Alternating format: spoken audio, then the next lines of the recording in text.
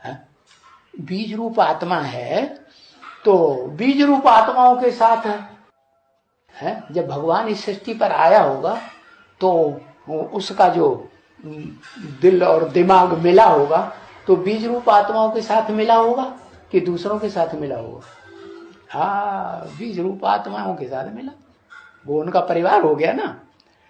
तो बीज रूप आत्माओं के साथ संगम युग में मिलता है। हाँ, और जन्म जन्मांतर भी बीज रूप आत्माओं के साथ ही रहता है क्या?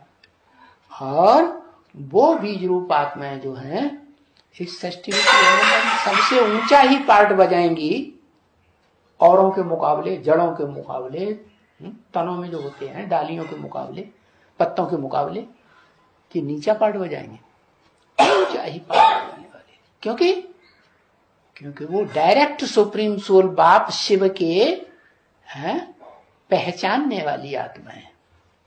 बीज को पहचानेगा कि नहीं? आत्मा शरीर रूपी वृक्ष का बीज है? तो जो मनुष्य सृष्टि है इसका जो बीज है, उस बीज में वो बीज रूप आत्माएं जब प्रलय होती है, महाविनाश होता है, तो उस बीज में तिरोहित हो जाती है। इसको गीता में लिखा है, मन मना भव, मेरे मन में समा जा। है? कौन सी आत्मा ने बोला है? एक अक्षर लिख दो। अरे भाई इतनी देर लगाते है। हाँ, शिव बाप में समा जा। अरे मनुष्य सृष्टि के बाप में समा जा। शिव बाप में कौन समाएगा? है? शिव बाप में कौन समाएगा? पूरा 100% शिव बाप में कौन समाएगा?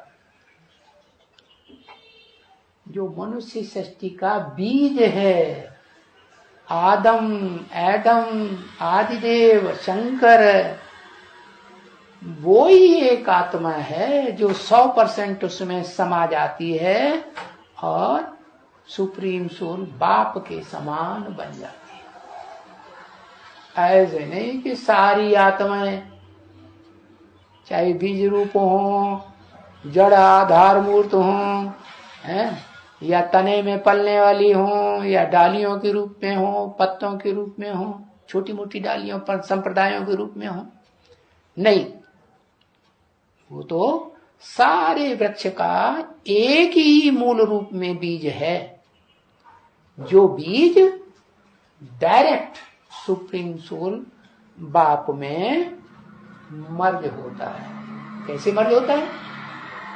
बुद्धि से भी, मन से भी, और इंद्रियों की ताकत से भी।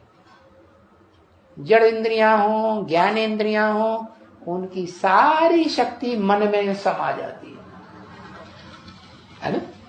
और मन की सारी शक्ति, मन के ऊपर कौन कंट्रोल कर लेता है?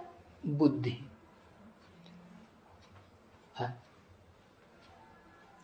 जो भी इंद्रियां हैं, जो भी मन है, तो उन सबको, 10 इंद्रियों और 11वां मन को कौन कंट्रोल करता है?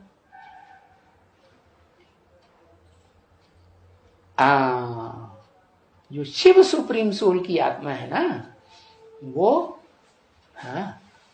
उस आदम में प्रवेश करके जो राजयोग का ज्ञान सिखाती है, उस राजयोग की शक्ति से वो एडम जो है पहले षष्टि रूपी रंगमंच पर अपने मन को अपनी बुद्धि में कंट्रोल कर रहा है, तिरोहित कर लेता है।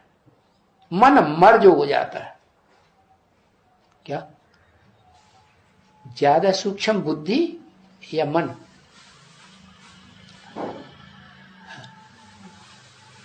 हाँ, बुद्धि ज्यादा सूक्ष्म है, क्योंकि बुद्धिमानों की बुद्धि शिव है। तो जो भी मनुष्य मात्र की आत्माएं हैं, वो या तो ज्ञान सीख करके राजयोग का पुरुषार्थ करके वो जा रहा है, हाँ, पुरुषार्थ करके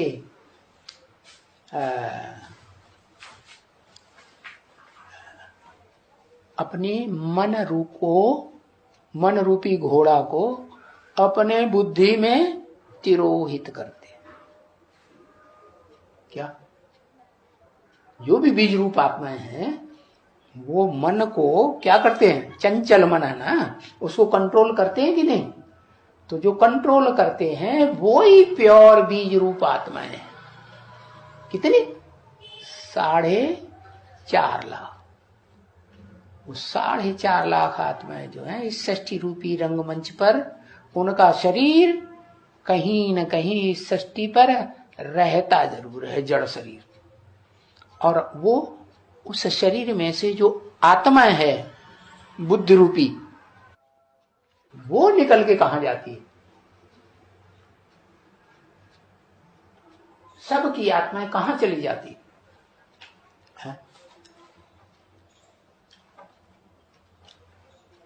हैं? परमधाम चली जाती, परमधाम चली जाती, हाँ, परम ब्रह्म में चली जाती। क्योंकि फिर भी तो इसी षष्ठी रूपी रंगमंच पर जन्म लेना है कि नहीं है? इस षष्ठी रूपी रंगमंच पर ही जन्म लेना है। तो अम्मा में ही जाएगी आत्मा कि बाप में जाएगी? है, अम्मा में ही जाएगी। और अम्मा जो है वो बाप के साथ कंबाइंड हुई होती है या अलग होती है? कंबाइंड होती है। अम्मा जो है, जो परम ब्रह्म कहा जाता है, उसको कहते हैं हिरण्य गर्भ। हिरण्य माने सोना और गर्भ माने जिसमें गर्भ डालता है। कौन कौन जुगो, कौन डालता है गर्भ?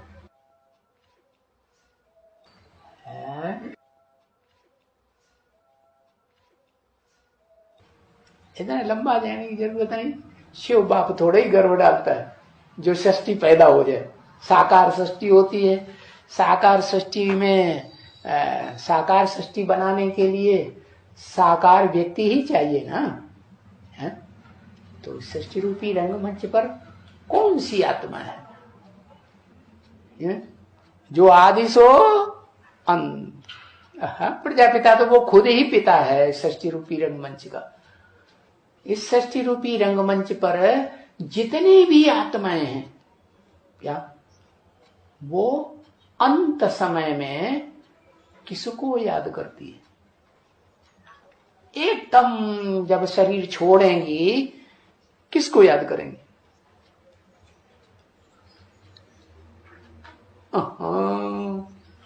हाँ, नाम के आधार पर काम बताना पड़े। फिर राम कहा जाता है, लिख के दिया राम, तो राम कहा जाता है जिसमें योगी लोग रमण करते हैं।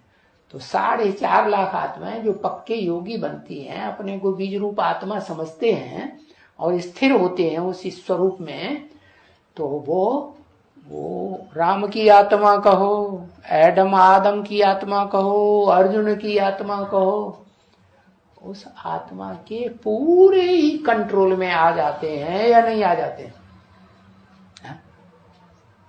पूरे कंट्रोल में आ जाते हैं। कैसे? जैसे राज्य में जितनी प्रजा होती है, महामंत्री सेनापति से लेकर के और जो भी प्रजा वर्ग हैं, first class, second class, third class, किसके अंडर में आ जाते हैं? राजा के अंडर में। ऐसे ही इस षष्ठी रूपी रंगमंच पर जो बड़े से बड़ा योगी ईश्वर कहा जाता है, योगियों का ईश्वर है, वो साकार स्वरूपधारी शंकर जिसे कहें, आदम एडम, उसके कंट्रोल में आ जाते हैं अंत में सब। क्या कि शिव के कंट्रोल में रहते हैं? शिव के कंट्रोल में नहीं। शिव अपने को किसी को कंट्रोल करता नहीं अपने द्वारा। क्या? वो सिर्फ एक को कंट्रोल करता है पूरा। क्यों? कि और जो विशेष नामधारी ब्रह्मा कहे जाते हैं, जिन ब्रह्मा में प्रवेश करके वो ज्ञान सुनाता है, विद माने जिससे जानकारी, वेद बनते हैं, वो 4 ब्रह्मा हैं जिनके मुख चारों ओर दिखाए गए हैं, 4 दिशाओं में। वो चारों ही ब्रह्मा जो हैं वो सुप्रीम सोल बाप को पहले पहले पहचानते हैं, कि जो ऊर्ध्वमुखी है वो पहले पहचानता है, ऊर्ध्वमुखी पहले पहचानता है। तो इसलिए ये शिव बाप आत्मा रूपी जो बुद्धि, मन बुद्धि हैं, उनकी रेस कराता है। क्या? जो दुनिया में रेस प्रसिद्ध है, क्या हॉर्स रेस कहते हैं, क्या कहते हैं उसको? हाँ, घोड़ों की घुड़दौड़। तो घुड़दौड़ होती है तो जो फर्स्ट आता है